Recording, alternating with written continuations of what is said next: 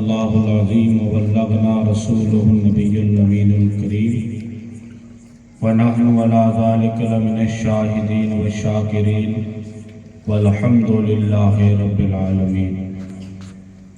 ان اللہ وملائکتہ یصلون علی النبی یا ایھا الذین آمنوا صلوا علیہ وسلموا تسلیما۔ صلی علی سیدنا مولانا محمد بارک صلی علیہ وسلم۔ اللہم صلی علی سیدنا مولانا محمد وعلی آل سیدنا مولانا محمد مبارک وسلم۔ صلاۃ و سلام علیک یا رسول اللہ، صلاۃ و سلام علیک یا حبیب اللہ۔ بندہ پروردگار امت احمد نبی دوست دار چار یارم تابع اولاد علی، مذہب حنفیہ دار ملت حضرت خلیل، خاک پائے غوث اعظم زیر سایہ ہر ولی۔ صدیق عکس حسن کمال محمد است، فاروق ذل جاہ و جلال محمد است، عثمان ضیاء شمع جمال محمد است، حیدر بہار باغ خصال محمد است، اسلام ما اطاعت خلفۂ راشدین، ایمان ما محبت آل محمد است صلی اللہ علیہ وسلم۔ زہ عزت و اطلاع محمد، زہ عزت و اطلاع محمد، کہ ہے عرش حق زیر پائے محمد۔ عصائے کلیم ازدہ غضب تھا، عصائے کلیم ازدہ غضب تھا، گروں کا سہارا عصائے محمد، گروں کا سہارا عصائے محمد۔ خدا کی رضا چاہتے ہیں دو عالم، خدا کی رضا چاہتے ہیں دو عالم، خدا چاہتا ہے رضا محمد۔ اجابت کا جوڑا عنایت کا صحرا، دلہن بن کے نکلی دعائے محمد۔ رضا پل سے وجد کرتے گزریے، رضا پل سے وجد کرتے گزریے، کہ ہے رب سلم صدائے محمد، کہ ہے رب سلم صدائے محمد۔ باواز بلند درود پاک کا نذرانہ پیش کریں۔ اللہم صلی علی سیدنا مولانا محمد بارک صلی علیہ وسلم یا رسول اللہ صلی اللہ علیہ وسلم۔ اللہم صلی علی سیدنا شفیعنا نبینا مولانا محمد کما تحب وترضى بأن تصلی علیہ۔ صلاۃ و سلام علیک یا رسول اللہ صلی اللہ علیہ وسلم۔ لائق ست تعظیم و تکریم واجب الاحترام علماء کرام، محترم سامعین اکرام، عزت مآب خواتین اسلام، الحمدللہ ہم اور آپ سے مل کر اس وقت بارگاہ شہداء کرب و بلا نذران عقیدت پیش کرنے کے لیے حاضر ہوئے ہیں۔ اللہ تعالی ہماری حاضری اپنی بارگاہ میں قبول فرمائے۔ خطبہ مسنونہ کے بعد قرآن مجید فرقان حمید کی ایک آیت کریمہ وحضرات کی خدمت تلاوت کرنے کا شرف حاصل کیا، جس میں اللہ تعالیٰ ارشاد فرماتا ہے وَلَسَوْفَ يُعْطِيكَ رَبُّكَ فَتَرْضَىٰ۔ ان قریب ہم تمہیں اتنا عطا کریں گے کہ تم راضی ہو جاؤ گے۔ میرے اور آپ کے آقا تاجدار مدینہ امام الانبیاء صلی اللہ علیہ وسلم، اللہ تبارک و تعالیٰ خود ارشاد فرماتا ہے میرے حبیب میں تمہیں اتنا دوں گا کہ تم راضی ہو جاؤ گے۔ یہاں بات ہو رہی ہے خدا کے راضی کرنے کی اور نبی کو راضی کرنے کی۔ خدا راضی کر رہا ہے اور جس کو راضی کر رہا ہے وہ پیغمبر کی ذات ہے۔ ہم اور آپ اچھی طرح جانتے ہیں کہ اس مضمون کو سمجھنے کے لیے ایک چیز کا سمجھنا بہت ضروری ہے جو بنیادی ہے، اس کے بعد ہمیں سمجھ میں آئے گا کہ خدا کی رضا کیا ہے اور خدا کس کی رضا چاہتا ہے، اور میرے اور آپ کے آقا تاجدار مدینہ امام الانبیاء صلی اللہ علیہ وسلم کا مقام اور مرتبہ کیا ہے۔ ہم اور آپ اچھی طرح جانتے ہیں کہ حضرت آدم علیہ السلام ابو البشر ہیں، اور سب سے پہلے جہاں حضرت آدم رہتے تھے اس جگہ کا نام جنت ہے۔ حضرت آدم علیہ السلام کو اللہ تعالیٰ نے پیدا فرما کر جنت کے اندر حضرت آدم کا ٹھکانہ تھا۔ حضرت آدم جنت میں رہتے تھے اور پوری انسانیت کے باپ کا نام حضرت آدم ہے۔ اور جب جنت میں رہتے تھے تو جنت کی تمام تر خوبیاں، نعمتیں، جنت میں جو کچھ تھا وہ سب حضرت آدم کے لیے تھا۔ کہ میرے بندے آدم جو چاہے وہ کھا لیا کرو، پی لیا کرو، صرف ایک چیز ہے وَلَا تَقْرَبَا هَٰذِهِ الشَّجَرَةَ، کہ اس درخت کے قریب بھی مت جانا۔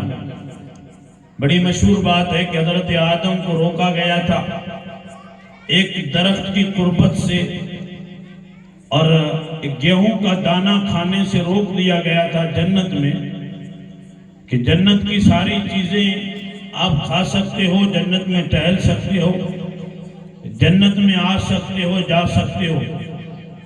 مکمل حضرت آدم کو چھوٹ دی گئی تھی جنت میں، لیکن صرف ایک چیز سے روک دیا گیا تھا کہ اس درخت کے قریب بھی مت جانا اور اسے کھانا مت۔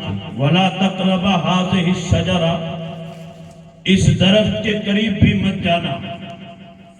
اب ہم اور آپ کیا سمجھے کہ آدم علیہ السلام کو اللہ تعالیٰ نے پیدا فرمایا ہے کہ حضرت آدم جب تک جنت میں رہیں گے تو جنت میں بچے پیدا نہیں ہوتے، جنت میں ڈیلیوری نہیں ہوتی، جنت میں نسل نہیں بڑھتی، تو اس آدم علیہ السلام کا زمین پہ آنا بہت ضروری تھا۔ لیکن جنت میں رہتے تھے، جنت سے خارجے کا کوئی طریقہ نہیں تھا، لیکن اللہ تعالیٰ نے حکم تو یہ دیا تھا کہ آدم اسے کھانا مت، لیکن منشا یہ تھی کہ آدم اسے کھائے۔ اللہ تعالیٰ کی مرضی یہ تھی کہ آدم اسے کھائے تاکہ آدم جنت سے باہر، اور پھر نسل انسانی کا سلسلہ شروع ہوگا۔ اور بعض جگہ یہ کہا جاتا ہے کہ حضرت آدم وہ جو دانہ کھایا یہ آدم کی خطا تھی، حالانکہ وہ آدم کی خطا نہیں تھی۔ ایک لغزش پیغمبرانہ جسے کہا جائے، آدم علیہ السلام نے دانہ ضرور کھایا، اللہ تعالیٰ نے حضرت آدم کے ذہن پہ غفلت کا پاکیزہ پردہ ڈالا تو آدم علیہ السلام نے وہ دانہ کھایا، حالانکہ یہ آدم کی خطا نہیں، بلکہ اگر دیکھنے جائیں تو یہ حضرت آدم کی سراپا عطا تھی۔ آدم علیہ السلام نے وہ دانہ کھایا، اسے خطا سے تعبیر نہ کیا جائے، اسے گناہ سے تعبیر نہ کیا جائے، اسے لغزش پیغمبرانہ کہہ سکتے ہیں، لیکن بات سمجھ میں یہ آتی ہے کہ آدم نے جو جنت میں دانہ کھایا تھا وہ آدم کی خطا نہیں، وہ آدم کی عطا ہے۔ اگر آدم نے وہ دانہ کھایا نہ ہوتا تو ہم نے مصطفیٰ کو پایا نہ ہوتا، اگر آدم نے وہ دانہ کھایا نہ ہوتا تو انبیاء کا سلسلہ شروع نہ ہوتا۔ آدم علیہ السلام نے وہ دانہ کھایا، اللہ تبارک و تعالیٰ نے حکم دیا کہ آدم زمین پہ چلے جاؤ، جنت سے حضرت آدم زمین پر آئے۔ یہ بڑی مشہور بات ہے، تفسیر میں یہ بھی لکھا ہے کہ حضرت آدم جنت سے جب اتارے گئے زمین پہ تو سراندیپ کے پہاڑ پہ اتارے گئے، جو اس وقت ہندوستان کا حصہ تھا۔ سراندیپ کے پہاڑ پہ آدم علیہ السلام کے قدم کا نشانہ دیکھا جا سکتا ہے۔ آدم علیہ السلام ہندوستان کی زمین پہ اترے ہیں۔ سب سے پہلے آدم جس زمین پہ اترے ہیں اس زمین کا نام ہندوستان ہے، اور قابل غور بات یہ ہے اس وقت اکیلے آدم تھے، ایک اور عورت تھی جو حضرت آدم کی بیوی تھی جسے حضرت حوا علیہ السلام کہا جاتا ہے، لیکن انہیں اتارا گیا تھا جدہ میں، اور جدہ عرب کے ملک میں ہے۔ حضرت حوا جدہ میں، حضرت آدم سراندیپ سری لنکا میں اتارے گئے۔ اب معاملہ یہ تھا کہ پوری دنیا میں دوسرا کوئی انسان نہیں تھا، اکیلے انسان تھے، اور حضرت آدم جب دنیا میں آئے تو پوری زمین حضرت آدم کے قبضے میں تھی، اس لیے کہ جو جہاں آتا ہے اس چیز کا وہ مالک ہوتا ہے۔ آج اگر ہم سے کوئی کہے کہ تم یہاں رہتے ہو، یہ تمہاری زمین نہیں ہے، یہ تمہارا کرایہ دار کا مکان ہے، حالانکہ ہم کہہ سکتے ہیں آدم علیہ السلام کی آمد کی روشنی میں کہ ہمیں تانا دینے والوں، ہم جس آدم کے دھرم کو مانتے ہیں، جس آدم کے دین کو مانتے ہیں، وہ آدم سب سے پہلے ہندوستان میں اتارے گئے، تو گویا کہ ہندوستان میرے باپ آدم کی زمین کا نام ہے۔ ہم کرائے کی زمین پہ نہیں رہتے، ہم اپنے باپ کی زمین پہ رہتے ہیں۔ یہ زمین وہ ہے کہ جس زمین پہ حضرت آدم علیہ السلام کا سب سے پہلا قدم پڑا۔ اس لیے اقبال نے کہا تھا سارے جہاں سے اچھا ہندوستان ہمارا، ہم بلبلے ہیں اس کی یہ گلستان ہمارا۔ سارے جہاں سے ہندوستان اچھا کیوں ہوا؟ اس لیے اچھا ہوا کہ سب سے پہلا دنیا کا انسان اور سب سے پہلا دنیا کا نبی اس جگہ آیا تھا، اور اسے ہندوستان کہتے ہیں۔ ہندوستان کی سرزمین پہ آدم علیہ السلام تشریف لاتے، درود شریف پڑھ اللہم صلی اللہ علیہ وسلم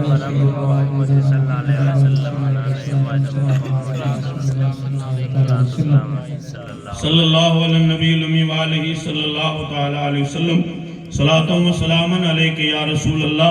میں عرض یہ کر رہا تھا آدم علیہ السلام نے کوئی گناہ نہیں کیا، پھر بھی جنت سے زمین پہ تشریف لائے، اور جیسے ہی آئے تو آپ نے سنا، ہم نے سنا، علماء نے سنایا کہ آدم علیہ السلام جب زمین پر آئے تو اپنا سر سجدے میں رکھ دیا تھا، اور زار و قطار رو رہے تھے۔ حضرت آدم توبہ پہ توبہ کر رہے تھے۔ کیوں توبہ کر رہے تھے؟ حضرت آدم علیہ السلام نے کوئی گناہ نہیں کیا، بغیر گناہ کے توبہ کر رہے تھے۔ تو آدم علیہ السلام تصور میں ہمیں جواب دیں گے کہ میں اس لیے توبہ کر رہا تھا کہ میں پورے انسانوں کا باپ ہوں، میں پوری انسانیت کا باپ ہوں۔ اگر میں بغیر گناہ کے توبہ کروں گا تو میرے بچوں کو تو گناہ کر کے توبہ کرنے کا شعور بھی آ جائے گا۔ میرا باپ آدم بغیر گناہ کے توبہ کرتا ہے، میں کتنا مضبوط ہو گیا ہوں کہ گناہ کر کے بھی توبہ نہیں کرتا۔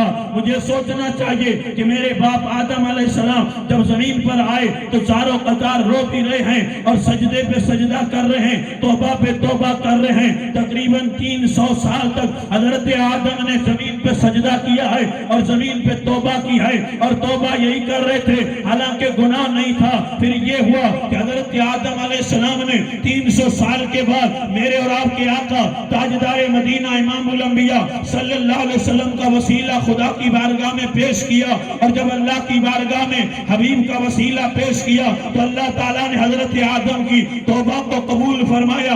آدم کی توبہ قبول ہوئی، لیکن سوال یہ پیدا ہوتا ہے اے ساری انسانیت کے بابا آدم علیہ السلام، تم نے تو گناہ بھی نہیں کیا تھا، پھر تم توبہ پہ توبہ کیوں کر رہے تھے؟ تو آدم کا جواب یہ ہوگا میں اپنے رب کی رضا کے لیے توبہ کر رہا تھا، میں خدا کی مرضی کے لیے توبہ کر رہا تھا، میں اپنے رب کی رضا چاہتا ہوں۔ حضرت آدم علیہ السلام نے 300 سال تک سجدہ کر کے توبہ کر کے اپنے رب کی رضا کو مانگا ہے۔ حضرت ابراہیم خلیل اللہ کی بارگاہ میں چلیے، اے اللہ کے پیارے خلیل، خدا کی بارگاہ میں تم کتنے مقبول ہو، لیکن یہ کیا بات ہے تم نمرود کی آگ میں جا رہے ہو، تم بیٹے کی گردن پہ چھری رکھ رہے ہو، تم اللہ کے حکم پہ اپنی بیوی بچوں کو ایک بالکل ویرانے میں چھوڑ کے آ رہے ہو، آخر تم ایسا کیوں کر رہے ہو؟ تو ابراہیم علیہ السلام جواب دیں گے میں خدا کی رضا کے لیے کر رہا ہوں، میں اپنے رب کو راضی کرنے کے لیے کر رہا ہوں۔ اے حضرت موسیٰ علیہ السلام، تم تنے تنا جا رہے ہو، وہ دربار فرعون تھا، فرعون زمانے کی سپر پاور طاقت کا نام ہے، فرعون کے سامنے کوئی دم مارنے کی اجازت نہیں تھی، جو سجدہ نہیں کرتا تھا اسے فرعون مار دیتا تھا۔ لیکن اے موسیٰ علیہ السلام، تم نے فرعون کے دربار میں اپنی کلمہ حق کی آواز کیسے بلند کر دی؟ حضرت موسیٰ سے ہم نے سیکھا ہے کہ چاہے کتنا جابر اور ظالم بادشاہ کیوں نہ ہو، لیکن حق کی آواز اس کے سامنے بھی بولی جا سکتی ہے۔ یہ حضرت موسیٰ کی سنت ہے۔ فرعون گلے کاٹ رہا تھا، فرعون انسانیت مار رہا تھا، فرعون کے خلاف کوئی بولتا تھا تو فرعون اسے مار دیتا تھا، لیکن سلام ہو موسیٰ کلیم اللہ پر کہ دربار فرعون میں کھڑے ہو کے خدا کی توحید کا اعلان کر رہے تھے۔ اور جب پوچھا اے اللہ کے پیارے کلیم حضرت موسیٰ علیہ السلام، آپ فرعون کے دربار میں گئے اور اس کی دربار میں جا کے آپ نے اللہ کی توحید کا ذکر کیا، وہ خود اپنے آپ کو خدا کہہ رہا تھا، انا ربکم الاعلیٰ کی صدا دے رہا تھا کہ میں تم میں سب سے بڑا رب ہوں، اس کے دربار میں تم نے ایک خدا کی توحید کیسے بیان کی؟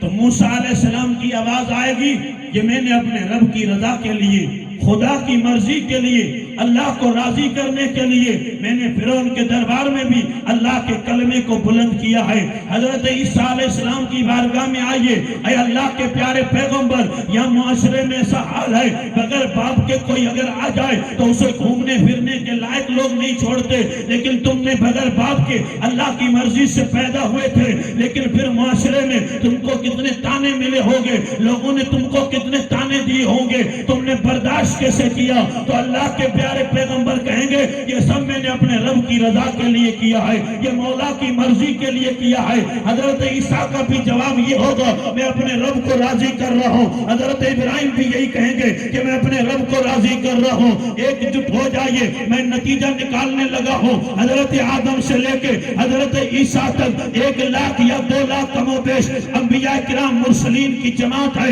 لیکن جس نبی کو بھی دیکھیے ہر نبی یہ کہہ رہا ہے اے خدا میں تیری رضا چاہتا ہوں۔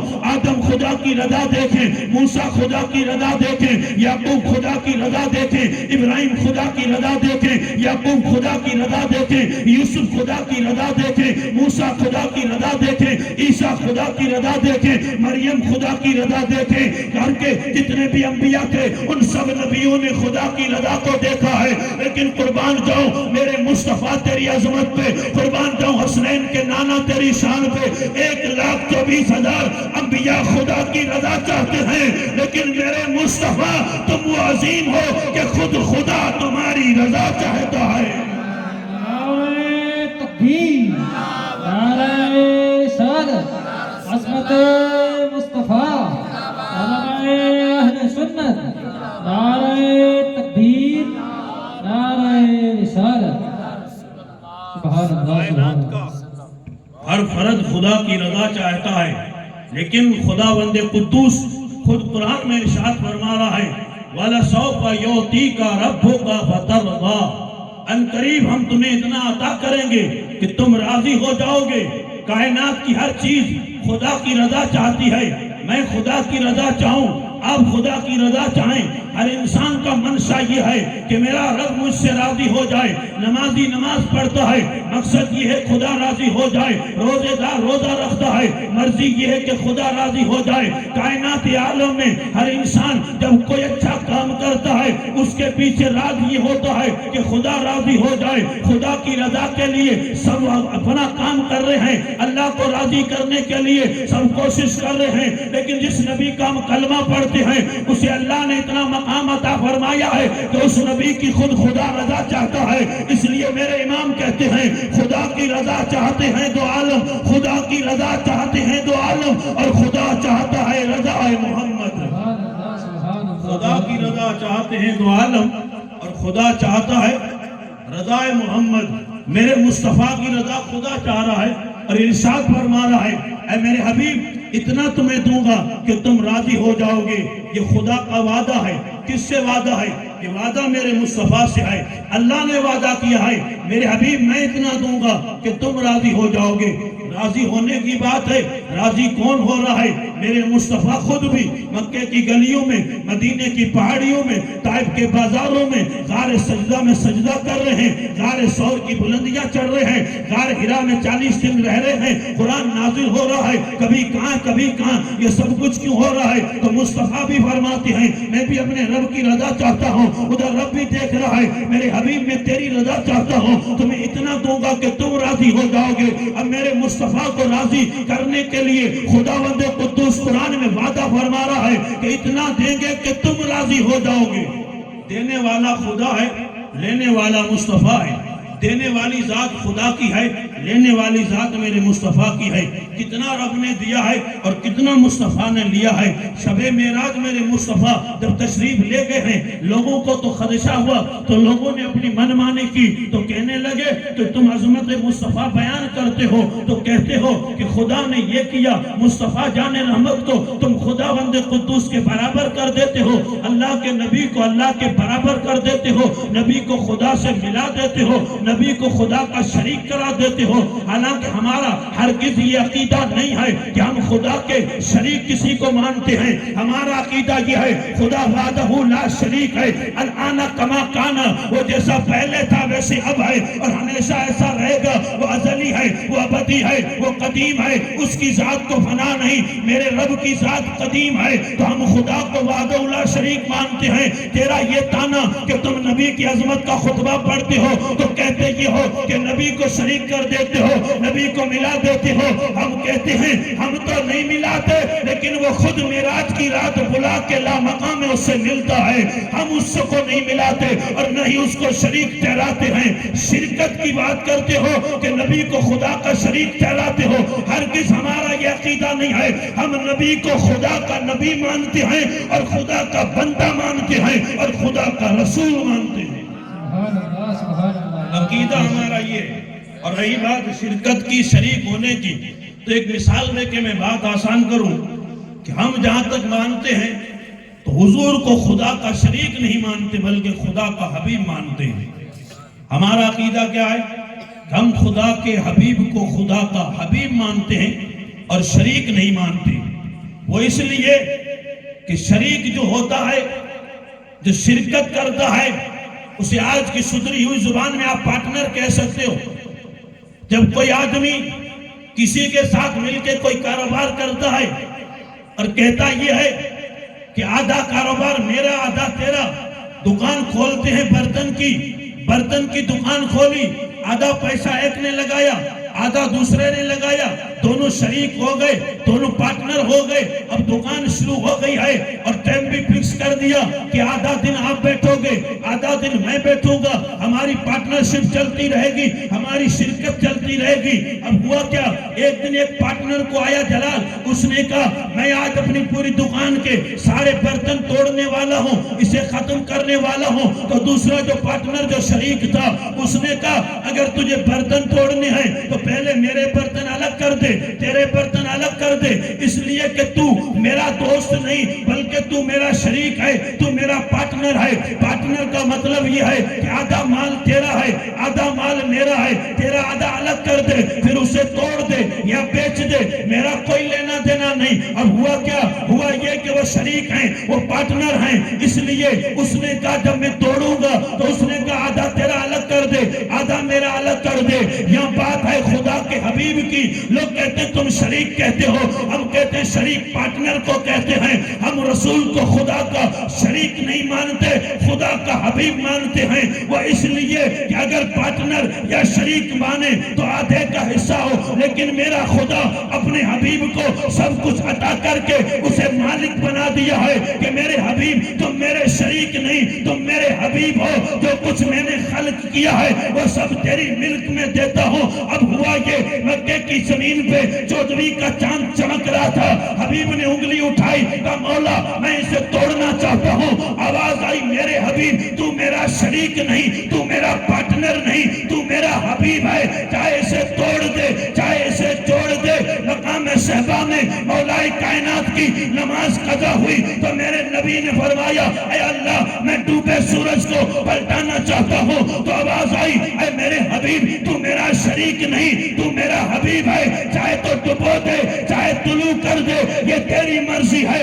اگر شریک کہا جاتا یا شریک مانا جاتا تو رب فرماتا آدھا تیرا ہے آدھا میرا ہے. نہیں نہیں میرے دوستو, ہم شریک نہیں مانتے, ہم حبیب مانتے ہیں. اور حبیب یہ ہوتا ہے, میرے امام نے ڈنکے کی چوٹ پہ کہا تھا میں تو مالک ہی کہوں گا کہ ہو مالک کے حبیب, یعنی محب و محبوب میں نہیں, میرا تیرا.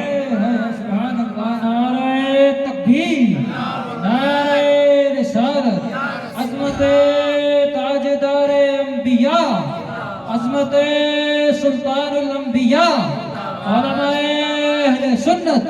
نعرہ تکبیر, نعرہ رسالت. اللہ تعالیٰ فرما رہا وَلَسَوْفَ يُعْطِيكَ رَبُّكَ فَتَرْضَىٰ, ہم تمہیں اتنا عطا کریں گے کہ تم راضی ہو جاؤ گے. ایک اور بات آپ کو سمجھاتا چلوں, یاد رکھیے گا رب فرما رہا ہے میں دوں گا اور اتنا دوں گا کہ تم راضی ہو جاؤ گے. کسی کو بھی دینے کے دو طریقے ہوتے ہیں اور دونوں طریقے استعمال بھی ہوتے ہیں. وہ طریقے یہ ہیں, یا رب فرما رہا ہے میں دوں گا اور اتنا دوں گا کہ تم راضی ہو جاؤ گے.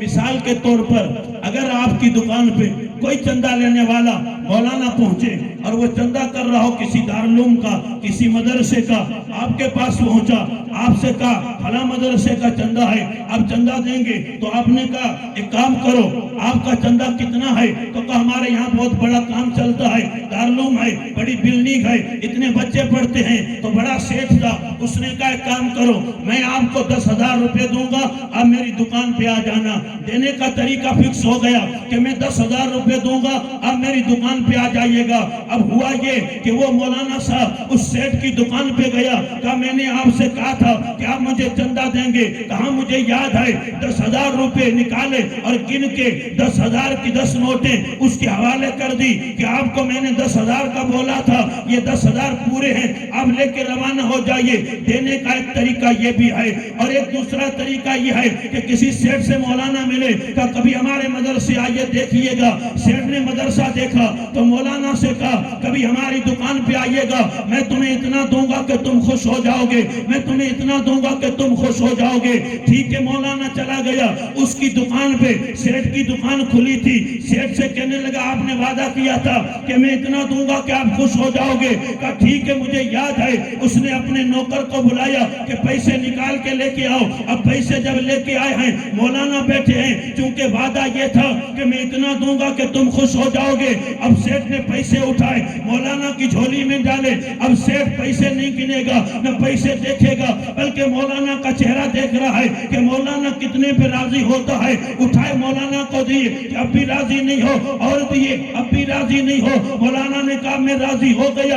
دینے کا دوسرا طریقہ یہ ہے، ایک طریقہ یہ تھا کہ فکس کر دیا گیا تھا کہ اتنے دوں گا، جب اتنے دے دیے تو بات ختم ہو گئی۔ اب دوسرا طریقہ یہ ہے کہ اتنا دوں گا کہ تم خوش ہو جاؤ گے، بلا تشبیہ۔ رب العالمین نے اپنے حبیب سے جو وعدہ فرمایا ہے اس میں فکس نہیں کیا ہے کہ اتنے کو بخشوں گا، اتنوں کو جنت دوں گا، بلکہ صاف فرما دیا ہے اے میرے حبیب تم مانگتے جانا، میں تمہیں عطا کرتا جاؤں گا، اور اتنا دوں گا کہ تم راضی ہو جاؤ گے۔ پتا چلا یہ معاملہ فکس نہیں ہے، بلکہ یہ مرضی مصطفیٰ کی بات ہے، یا تیرے نبی کی مرضی کی بات ہے۔ اب نبی کتنے پہ راضی ہوتے ہیں؟ جب تک نبی راضی نہیں ہوں گے خدا کی عطا بند نہیں ہوگی، بلکہ خدا دیتا ہی رہے اور خدا دے رہا ہے۔ اور اس نقشے کو تھوڑی دیر کے لیے حشر کے میدان میں چلیے تو حدیث شفاعت ذہن میں آتی ہے، تو میں آپ کو مضمون سمجھا کے تقریر کو ٹھکانے لگاؤں۔ حشر کا میدان ہے، ہمارے جیسے پاپی گنہگار بدکار سیئے-کار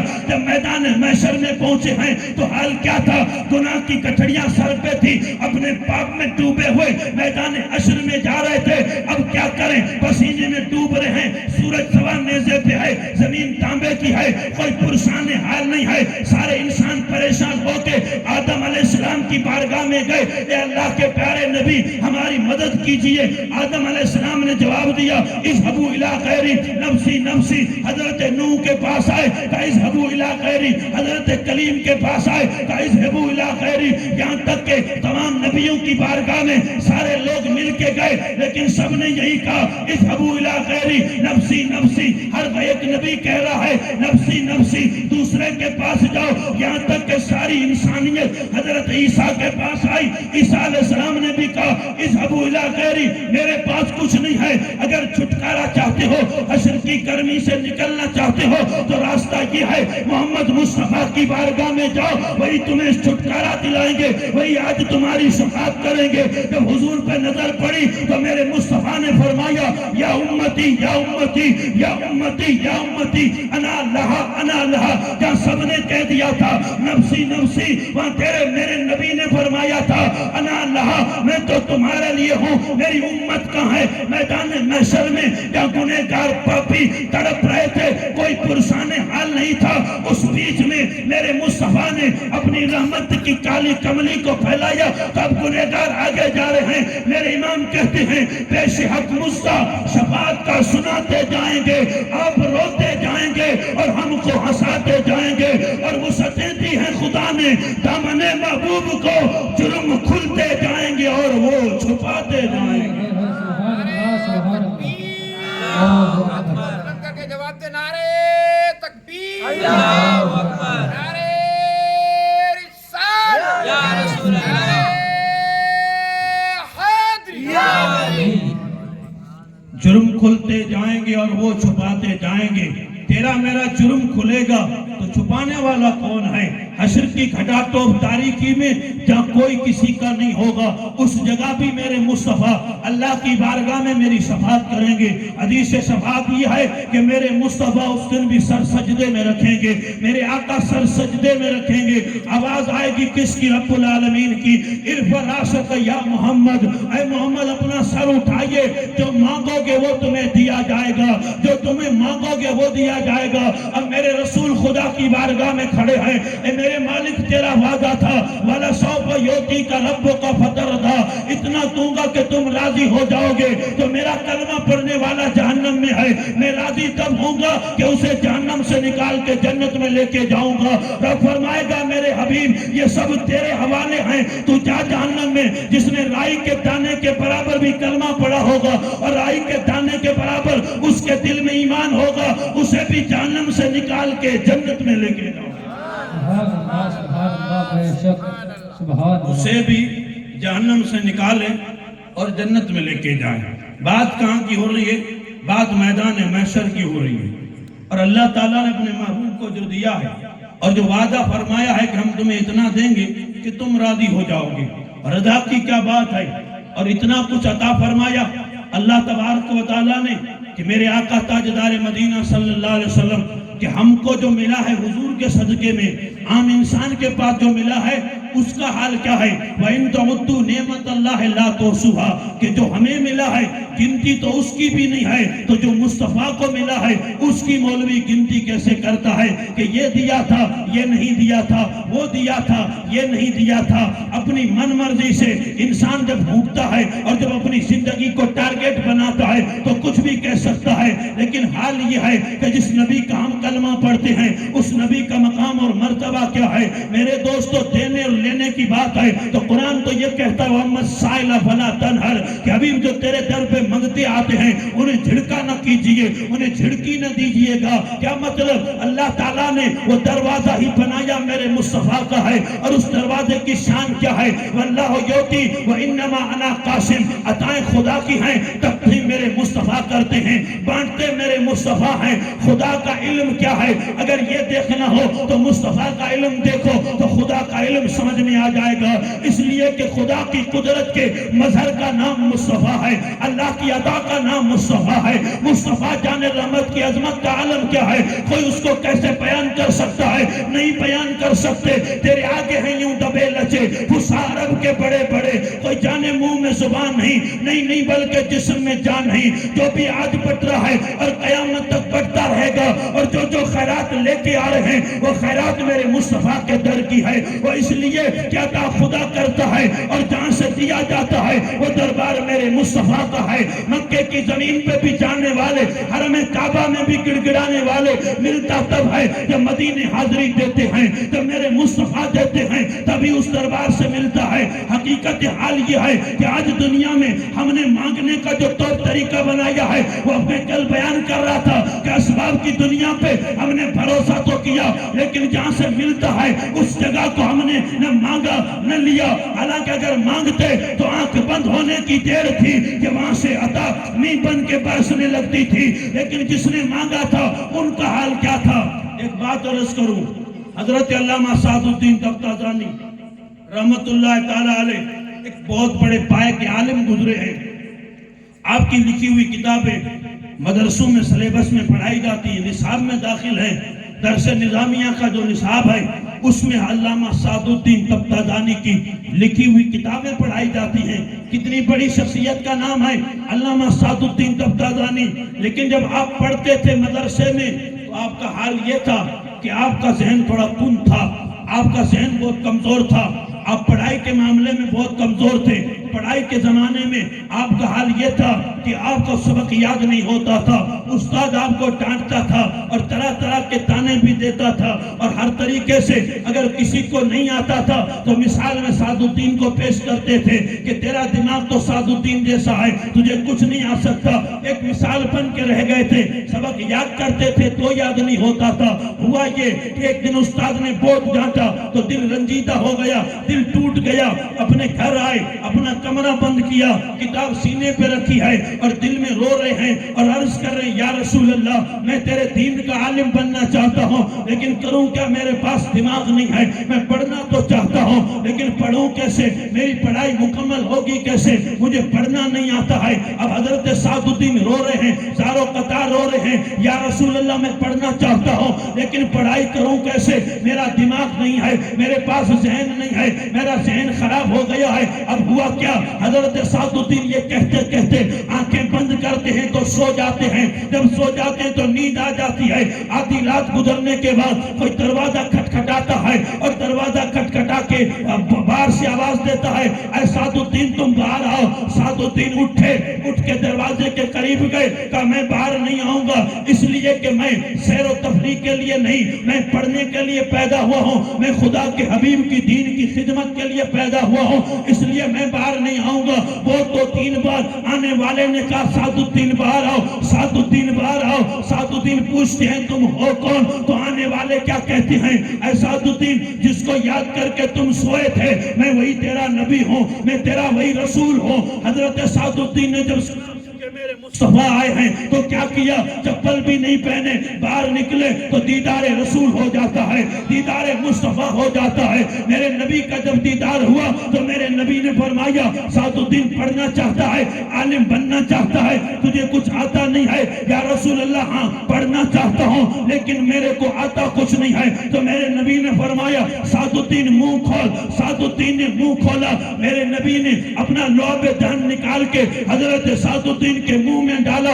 جیسے ہی میرے نبی کا لعاب دہن حضرت سعد الدین کے منہ میں گیا اور منہ سے ہو کے سینے میں اترا، اب پوری اب کائنات روشن ہونے لگی ہے۔ میرے مصطفیٰ تو تشریف لے گئے۔ صبح کو جب اٹھے ہیں سعد الدین کلاس لگی ہے، استاد کتاب پڑھانے لگا ہے، استاد کا نام ہے حضرت قطب الدین رازی، وہ کتاب پڑھا رہے تھے۔ سعد الدین نے جب دیکھا روزانہ یہ کہتے تھے کہ سعد الدین کو کچھ نہیں آتا، آج جب وہ پڑھنے لگے تو عبارت جب پڑھنے لگے تو ایک ایک زبر پہ ایک ایک پیش میں سعد الدین اعتراض کرنے لگا کہ یہاں زبر کیسے آئی، یہاں پیش کیسے آیا، یہاں یہ کیوں آیا۔ وہ سعد الدین کا استاد آنکھیں کھول کے دیکھنے لگا کہ کل کا بے وقوف آج اتنا زیادہ پڑھا لکھا کیسے ہو گیا، اسے اتنے نکتے کیسے سمجھ میں آ گئے، یہ اعتراض کیسے کر رہا ہے۔ حضرت سعد الدین کا استاد کہتا ہے کہ تو نے ایسا کیا کیا، ایک رات میں تجھے اتنا علم آ گیا۔ تو حضرت سعد الدین کہتے ہیں استاد جی یہ راز کی بات ہے، سب کے بیچ میں نہیں کہوں گا، ذرا تنہائی میں آ تو بتاؤں گا۔ تنہائی میں جب آئے تو سعد الدین نے کہا تم جس کی بات کرتے ہو کہ ایک رات میں تمہیں کیا ہو گیا، تو جو مجھے ملا ہے وہ میرے مصطفیٰ کے دربار سے ملا ہے۔ رات کو خواب میں آئے تھے، ان پر لعاب دہن ڈالا تھا اور اسی لعاب دہن کی برکت ہے کہ آج مجھے سب کچھ آ رہا ہے۔ پتا چلا جو دل سے پکارتے ہیں ان کے لیے مدینہ دور نہیں ہے، مدینہ یہی موجود ہے۔ یہ تو دل کی دھڑکن کی بات ہے۔ کسی نے بریلی سے پکارا تو سامنے تھے، کوئی روزے رسول پہ گیا تو وہیں سے بھی پلٹ کے آیا، اسے کچھ نظر نہیں آیا ہے۔ یہ تو عقیدے کی بات ہے، یہ ایمان کی بات ہے۔ مالیہ کے غیرت مند سنی مسلمانوں جہاں سے مانگنا چاہیے وہاں سے مانگتے نہیں ہیں۔ گلی گلی میں کشکول لے کے ہر جگہ سے مانگا نہیں جاتا، مانگا ایک ہی در سے جاتا اور وہ در میرے مصطفیٰ کا ہے جس کا ایڈریس بریلی کے تاجدار نے دیا تھا کہ دنیا سے نہ مانگا کر، اگر مانگنا ہے تو مصطفیٰ سے مانگا کر۔ اور مانگنے کا طریقہ یہ ہے میں گدا تو بادشاہ، بھر دے پیالہ نور کا، نور دن دو نہ تیرا دے ڈال صدقہ نور کا۔ نعرہ تکبیر، نعرہ رسالت، عظمت لعاب مصطفیٰ، عقیدہ اہل سنت، علماء اہل سنت، نعرہ تکبیر، نعرہ رسالت۔ ماشاءاللہ ماشاءاللہ، بہت میں گدا تو بادشاہ، ہر دے پیالہ نور کا، اور نور دن دونا تیرا دے ڈال صدقہ نور کا۔ میں جس انداز سے بول رہا ہوں اور آپ جس انداز سے سن رہے ہیں، خیر بنتا تو نہیں ہے لیکن پھر بھی میں اپنا فریضہ پورا کروں گا۔ حالانکہ مجھے اس چیز کے بارے میں کوئی علم نہیں ہے کہ میں مالیہ میں پہلی بار محرم کی تقریر کر رہا ہوں، پچھلے 10 سال سے میں محرم کی تقریر کر رہا ہوں۔ الحمدللہ ثم الحمدللہ، کوئی تانا نہیں، کوئی تشنیع نہیں، کوئی قدغن نہیں، بلکہ حقیقت حال یہ ہے کہ شہید کربلا کی محفل میں آنے والے اس انداز سے بیٹھے ہیں کہ وہ سن تو ضرور رہے سنجیدہ ہیں، لیکن حقیقت حال یہ ہے کہ وہ جو چیز، جو جنون، جو جوش، جو جذبہ ہونا چاہیے کہ شہید کربلا کی محفل میں آنے کے بعد ایک بندے کو کرنٹ لگتا ہے، حقیقت حال سے بندہ آگاہ ہوتا ہے، اسے سمجھ میں آتا ہے کہ وہ آنکھیں بند کرے تو وہ مالیہ میں نہیں، اپنا تصور کربلا میں نظر آتا ہے۔ حالانکہ وہ چیز اگر ذہن میں آ جائے تو میرے دوستو وہ دن بھی دور نہیں ہے کہ ایک بار کربلا سنا تو زندگی بدل جائے گی۔ آج تک کئی سال ہو گئے، صدیاں بیت گئی کربلا سنتے سنتے، لیکن آج تک سے مس نہیں ہوئے، کان کے نیچے جوں تک نہیں رنگتی کہ کربلا سنا جا رہا ہے یا کربلا کی حقیقت کیا ہے، کربلا کہتے کس کو ہیں۔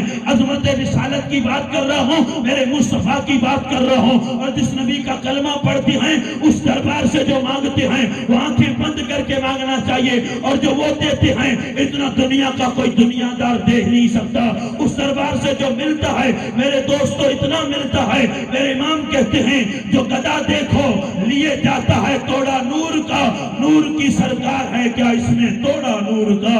کہ اس دربار میں جو بھی آیا اور اس نے جس انداز سے مانگا تھا اتنا دے دیا گیا کہ پھر وہ کسی چوکھٹ پہ مانگنے کا یا کسی جگہ محتاجی کا شکار نہیں ہو سکتا، وہ صرف اس لیے کہ اسے پتا ہے میرا خدا میرے مصطفیٰ کو دے رہا ہے۔ وَلَسَوْفَ يُعْطِيكَ رَبُّكَ فَتَرْضَىٰ کا وعدہ ہے، خدا دے رہا ہے مصطفیٰ کو، اور مصطفیٰ کے دربار سے سب کچھ لٹایا جا رہا ہے، علم بھی وہیں سے لٹایا جا رہا ہے، دولت بھی وہیں سے لٹائی جا رہی ہے، سب کچھ میرے مصطفیٰ کے دربار سے لٹایا جا رہا ہے۔ تمہیں جو چاہیے وہ تیرے رسول کے در سے لینا ہوگا، اس لیے کہ وَلَسَوْفَ يُعْطِيكَ رَبُّكَ فَتَرْضَىٰ کا وعدہ یہ کسی اور سے نہیں، یہ تیرے نبی سے خدا نے کیا ہے کہ میرے حبیب تمہیں اتنا عطا کروں گا کہ تم راضی ہو جاؤ گے۔ اب وہ تو راضی کب ہوں گے میرے دوستو؟ یہ تو قیامت کا نقشہ جب سامنے آئے گا، اولین آخرین کا مجمع جب ہوگا، اس بیچ میں جب سب آئیں گے، اس بیچ میں جب اللہ تعالیٰ اپنے محبوب کی امت کو بخشے گا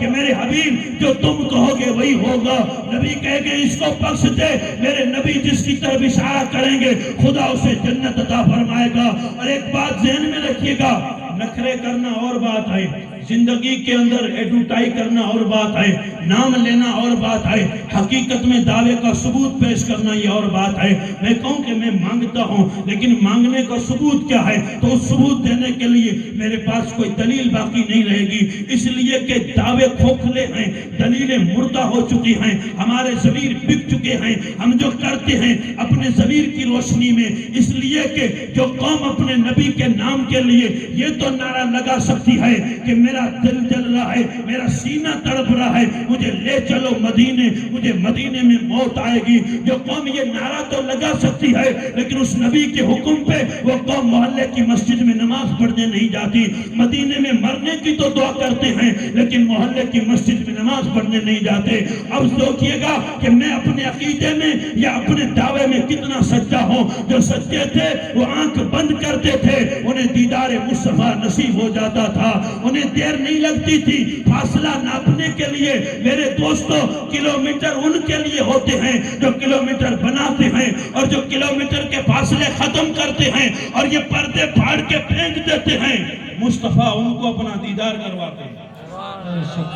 سبحان اللہ، سبحان اللہ، بہت خوب۔ اور آخری بات عرض کروں کہ اللہ کے رسول صلی اللہ علیہ وسلم کے بارے میں ہمارا ایمان اور عقیدہ یہ ہے کہ میرے نبی حاضر و ناظر ہیں، یہ ہم مانتے ہیں، آپ کو علم غیب ہے یہ ہم مانتے ہیں، اور ہم اپنے جلسوں میں اپنی مسجد میں یہ کہتے ہیں کہ ہمارے نبی ہماری میلاد میں آتے ہیں، ہمارے نبی ہمارے جلسے میں آتے ہیں، ہمارے نبی ہماری مسجد میں آتے ہیں۔ تو کوئی کہہ سکتا ہے مولانا اتنی بڑی بات کر رہا ہے، ہمیں تمہارا نبی جو تم بات کر رہے ہو وہ دکھائی نہیں دیتا، تم کہتے ہو آتے ہیں تو دکھائی کیوں نہیں دیتے، میلاد میں آتے ہیں تو دکھائی نہیں دیتے، جلسے میں آتے ہیں تو دکھائی نہیں دیتے، تم تو کہتے ہو وہ آتے ہیں تو دکھائی کیوں نہیں دیتے؟ تو ہم سادگی سے ایک جواب دیتے ہیں کہ ہمارے نبی پردے میں ہیں اس لیے دکھائی نہیں دیتے ہیں، برزخ ایک پردے کا نام ہے، وہ پردے کے پیچھے ہیں اس لیے دکھائی نہیں دیتے۔ حالانکہ حقیقت کیا ہے؟ مولانا جلال الدین رومی نے اس فلسفے کو حل کیا تو فرمایا نبی کو پردے میں کہنے والوں، نبی پردے میں نہیں، پردے میں تم خود ہو، نبی پردے میں نہیں، پردے میں تم خود ہو۔ پردہ کیا ہے؟ کہ ہم تو یہ کہتے ہیں، چھٹی کر دیتے ہیں کہ نبی پردے میں ہیں اس لیے نظر نہیں آتے، لیکن یاد رکھنا مولانا نے بتایا کہ نبی پردے میں نہیں، پردے میں تم ہو۔ پردہ ہے کیا؟ اس پردے کی حقیقت کیا ہے؟ تو مولانا روم فرماتے ہیں نبی پردے میں نہیں، پردے میں تم ہو۔ وہ پردہ یہ ہے نماز نہ پڑھنے کا پردہ، گناہ کرنے کا پردہ، چوری کرنے کا پردہ، زنا کرنے کا پردہ، ڈاکہ مارنے کا پردہ، بھائی کا حق مارنے کا پردہ۔ تم کھڑکی کا پردہ سمجھتے ہو، میں اس پردے کی بات نہیں کر رہا ہوں۔ یہاں پردہ گناہ والا مراد ہے کہ جو گناہ کے پردے ہیں، ایک دو نہیں بلکہ کئی ایک پردے ہم نے بنا رکھے ہیں اور کہتے یہ ہیں کہ نبی پردے میں ہے۔ آواز آتی ہے نادان، نبی پردے میں نہیں، پردے میں تم ہو۔ یہ پردے پھاڑ کے پھینک دے، نبی تیرے سامنے بیٹھے ہیں۔ یہ پردے گناہوں کے پھاڑ دے، نبی تیرے سامنے بیٹھے ہیں۔ اگر یہی پردے کی بات ہو تو امام احمد رضا کو پردہ ہٹا کے کیوں چہرہ دکھا دیا تھا؟ سید احمد کبیر رفائی گئے کہ ہاتھ نکالو تو میں ہاتھ کو بوسہ دینا چاہتا ہوں، تو ہاتھ باہر آیا، انہوں نے نبی کے ہاتھ کو بوسہ لیا ہے۔ اب پردے کی بات کرتے ہو، ان کے لیے پردہ کہاں گیا؟ تو پردہ ان کے لیے ہے جو پردہ بنا کے آتے ہیں، اور جو پردے پھاڑ کے آتے ہیں وہ مالیہ میں رہے تو بھی سامنے ہیں، وہ مدینے میں رہے تو بھی سامنے ہی ہیں۔ مدینے میں رہے تو بھی سامنے ہیں، وہ مالیہ میں رہے تو بھی سامنے ہیں، اس لیے کہ تو زندہ ہے واللہ، تو زندہ ہے واللہ۔ میری چشم عالم سے چھپ جانے والے وہ زندہ نبی ہیں۔ پردہ ہم نے بنایا گناہوں کا، اس لیے میرے دوستو ہمارا جو اسٹائل ہے زندگی گزارنے کا، اگر وہ اسٹائل ہم نے اس انداز سے کر لیا ہے کہ اگر وہ اسٹائل بدل جائے تو ان تقریروں کا مقصد بھی حل ہو جائے کہ یہ تقریر رسمن ہوتی ہے یا تقریر حقیقت ہوتی ہے۔ ایک تو ریت ہوتی ہے، رسم ہوتی ہے کہ کوئی بات نہیں 10 دنیا محرم کی میلاد ہوتی ہے ہونے دو، اور ایک تو یہ ہوتا ہے کہ جاؤں گا مولانا تقریر کرے گا، کوئی 100 باتیں بتائے گا، 100 نہیں تو کوئی ایک بات تو بات یاد کروں گا۔ اگر ایک بات ہی یاد رہ گئی اور زندگی بدل گئی تو یاد رکھنا خیرات بازار میں نہیں ملتا، خیرات مدینے کی بازار سے ملتا ہے۔ اگر سچے اور پکے ہو جاؤ تو میرے دوستو کون دیتا ہے؟ دینے کو منہ چاہیے، دینے والا ہے سچا ہمارا نبی۔ وآخر دعوانا الحمدللہ رب العالمین۔ کھڑے ہو